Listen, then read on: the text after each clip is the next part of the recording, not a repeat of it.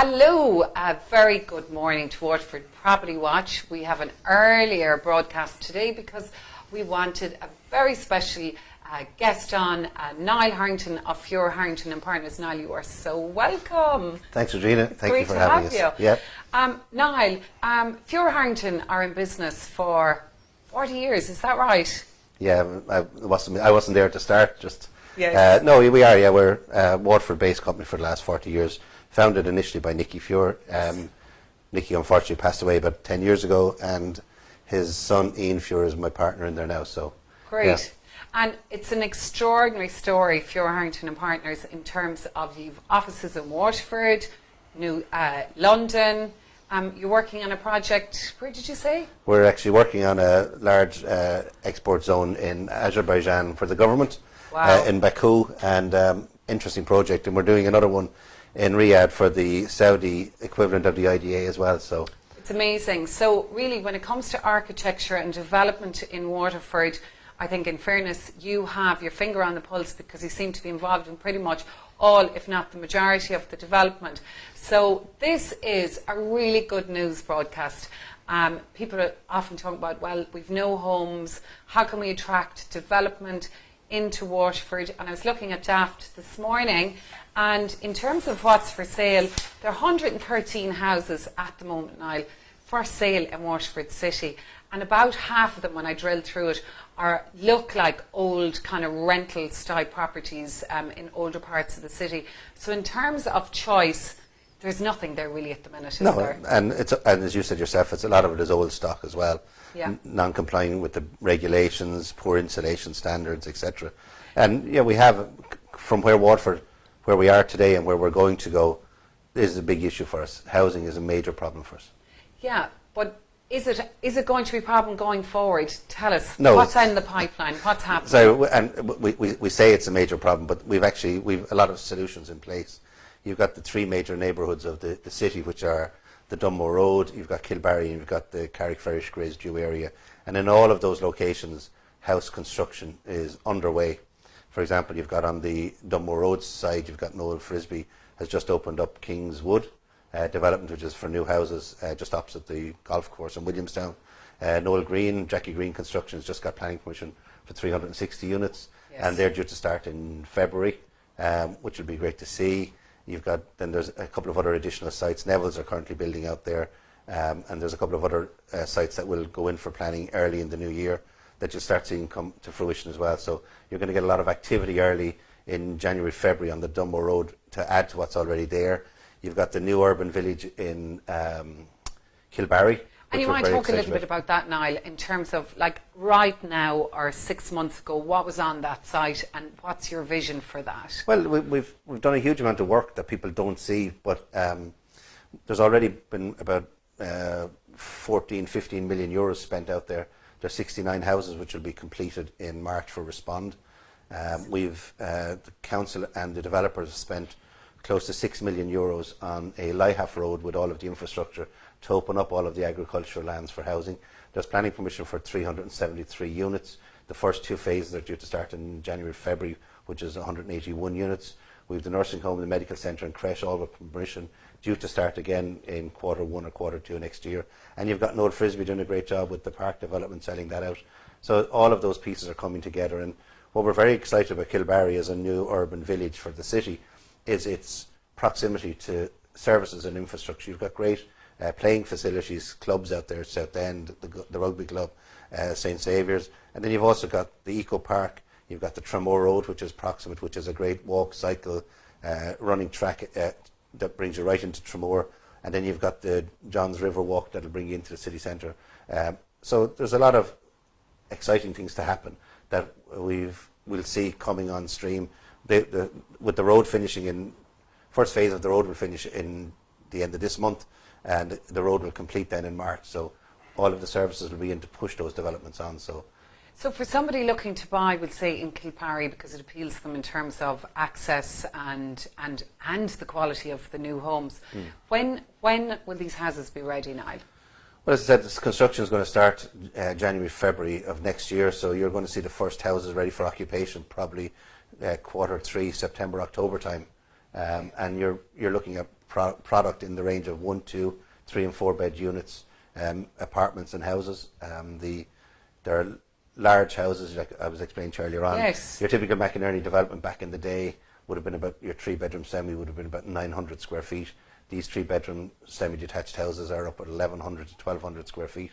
So that's like 300 square feet bigger, more space. Correct, exactly, because we're gearing it for the family so that everybody now has 2 televisions, so we want a kitchen, living, dining space. Yes. And we always say if somebody wants to watch Coronation Street, or we have a sitting room then that they can watch Champions League in. So it's a family. Or sit on their iPad, yeah. as the way it's gone now. Exactly, and what happens is all of the houses are developed to grow with the family as well, so that, for example, each house, you could have an additional sunroom on it, which will have planning permission. You can get it built in advance, or post your occupation, you can build it. And also you have the attic conversion if you want to make your 3-bedroom a 4-bedroom house, or if you want a hobby room or whatever, there's that space. So in terms of number of houses, in terms of what's going to happen, is it going to be like a 3-year plan? Is it a 5-year plan? How many do you see over? There's good population in that area, particularly Kilbarry, is going to increase by about 5,000, Wow. which equates to about 2,000 homes, new homes. That's going to be a 10-year plan. Okay, very good. And it's exciting because it's proximate to the ring road, so we always hear about traffic problems. Yes. That's going to get you out into the traffic. We don't quickly. really have traffic problems. No, we hear about it. I We hear tell about the story over and over. I have a client in Dublin who said, Regina, how's the traffic jam at the hospital? I hear there are 3 cars bumper to bumper. So we've Kilbarry, and then we have the Dunmore Road. How many houses do you think are going? Well, the Dunmore Road probably will deliver somewhere probably close to about 1,000 residential units in the next 3 to 4 years. And then you're looking at Grace Dieu, which is the third neighbourhood, the Carrickferris Grace Dieu neighbourhood. We have an SHD application, which is Strategic Housing Development application, going into Board Pernala in January for about 260 units. And Noel Frisbee has opened up his site, which I think had planning for about 300 units. I know it sounds that there's lots of houses, but lots of houses are required. So we're talking about over the next number of years, there's like 2,000 new homes? Oh, well, somewhere in the region of? If you look at what the government have set out for Waterford in their Vision 2040, they're saying the population of Waterford, they want to increase by 35,000 people, minimum. It's actually 32,000 minimum. So but I think it's very important for people to hear from somebody at grassroots like yourself. The planning's gone in, the development is happening, it is happening. It's not just talk, it's not just the government promising something and not delivering. Oh no, sorry, I mean, that's our roadmap. The government gave us a roadmap, and it's up to us to deliver on it, and that's what we're doing. So if we're going to be seen as to act as a city and participate as a city, we have to deliver these things, and they're in the pipeline. So that's the most important thing we need to get out there. They're in the pipeline because we're going to talk about the North Quays and other jobs that are being created around the city. We need people to live. We need to attract people in. We talk about Waterford as the lifestyle capital of Ireland, yes, and people want to live here, so we have to provide product and houses for them. Absolutely. I arrived on the bus in 1995 over that bridge and never looked back. Came from Limerick. Niall, so we have all these houses in the pipeline, so the future is very bright for Waterford, would you agree? Absolutely. And I mean, we're delighted to announce that despite the negativity... I was going to ask you about that, the big one, the North Quays. The North Quays planning application is being lodged on Monday. That's amazing. Now, I'll put a caveat in and say it might be Tuesday because of printing. There's a huge amount of printing to be done, but we've targeted Monday to lodge the planning application, so that's a good news story to end the year. So what does that mean, I suppose, in terms of everybody reading? The application goes in, where do you see it going from there in? Well, the application, because of the SDZ Strategic Development Zone status of the North Quays, it effectively has a planning permission. We're looking for, it's a compliance submission, where we're saying that our proposal complies with the status that's there. So it's an 8-week process to turn around, and within 8 weeks we will have planning permission, ready to go development on that site, where we can now kick on. And I'm delighted to say that we as the technical architects take over the project, and it's our job responsibility to build it out. So we will be driving into the tender construction stage, creating jobs on site. Michael Walsh and the City Council will be driving on with the infrastructural projects in the new year. So you're looking at probably seeing something in the region of 50 or 60 million euros minimum been spent on the North Quays over the next 4 to 5 years.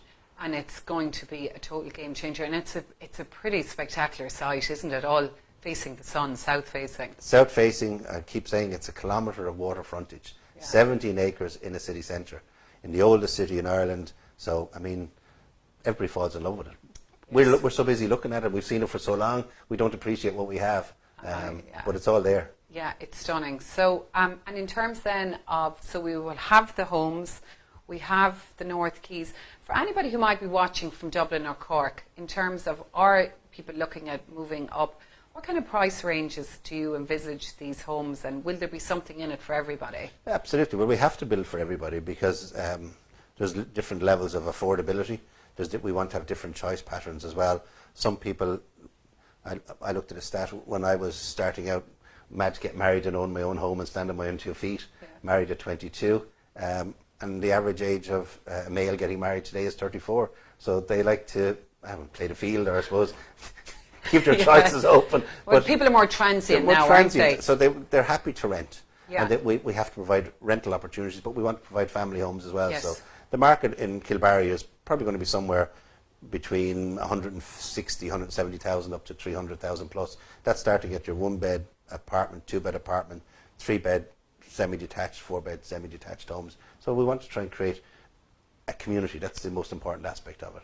Excellent, great. And in terms of the development in Waterford, what do you think the key milestones will be for Waterford in terms of driving our economy? Well, they're already there. We've set them out already. I think there's 4. The North Quays planning application going in. Yes. We drive on with that development, box ticked. Yes. The airport, funding approved by the government, waiting for the private investment funding side of it to be approved. Are you confident that'll happen, Niall? Box ticked approved. Yes, absolutely. I'm 100% confident that will happen. And the third one is the university status for W.I.T.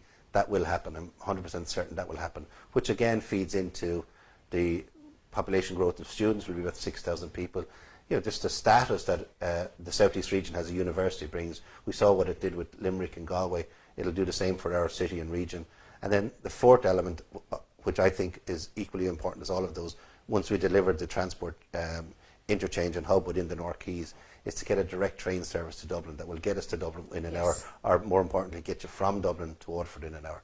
We have a lot of key ingredients in all of that as well. As we keep saying, Waterford has always been the closest city to Dublin. Geography hasn't changed. Yes. We have 2 motorway connections to Dublin now. We've got the M9, but with the new Ross bypass opening up and the Enniscorthy bypass, you've now got almost a full motorway coming up on the East Coast as well. So we're the most connected, we're the closest. Now we need to deliver on that, and particularly on the lifestyle element of it as well. So we need to be able to push ourselves forward, and that positivity will, I think the flag will always raise with the North Quays, because it will bring investment awareness to Waterford and our city and the great city we have, and bring some much needed international investment of funds in to drive the city on. Well, I think you're an amazing ambassador for Waterford, Niall, and I think in terms of 2020, all of this is really positive news. It's really good in a time where there's, I suppose, a lot of negativity about housing. So in terms of, have we a couple of questions? Great. I'm looking over to Stephen here, Basically, Jim Griffin says hello, Niall and Regina. Hey, Jim. Hi, Jim. Thanks for watching. He's actually acted a slightly related issue to North Quays, as in how important it is to have the airport up and running for North Quays to really thrive. I think it's important for all of these the items I discussed to be up and running, and I think what happens, it's a bit like once one falls over, once gets over the line, they'll all get over the line as well. And I think the North Quays application just being lodged will give a huge focus to the city. But you're 100% correct, the airport is equally as important, because we've had a number of business meetings with some of the senior business people in the city running multinational companies, and it's an incumbent that they can't get their CEOs, their international CEOs, into Waterford. Yeah. So it's important we do that. Okay. And Emma Ford asks about the cost of construction. That's driving up prices. Might that be an issue? Yes, absolutely, because it's not just the cost of construction. We're seeing inflation across the board and just materials, but we're also, and labour, but we're also seeing the building regulations. All of these new houses we're talking about are all NZ compliant, which is the new regulation, which is near zero energy in buildings. So our standards, our technical standards are higher as well. So yes, absolutely, but that's the challenge for us, is to keep the houses affordable. And I think, though, in terms of anybody who's thinking of relocating to Waterford, I just said to you when we sat down, you'll be able to buy 3 houses for the price of one in Dublin, and probably a bit more, and have a bit of change left over. Well, if you take it very simplistically, even if you want to compare Limerick, your 3-bedroom semi in Waterford, you probably buy a brand new one for $250 out of the wrapper. Yes. Your Limerick, you're probably about 320, so we're 70 grand cheaper. It's still the same cost of construction. Now, the land values might change, but you know, we know our market that we have to achieve down here. But Waterford doesn't always need to perform at the bottom as well, so we need to lift up all of these prices as well to make it, not just in terms of, it probably sounds terrible that it's more expensive on the person buying it, but for investors, you know, developers are not making profit.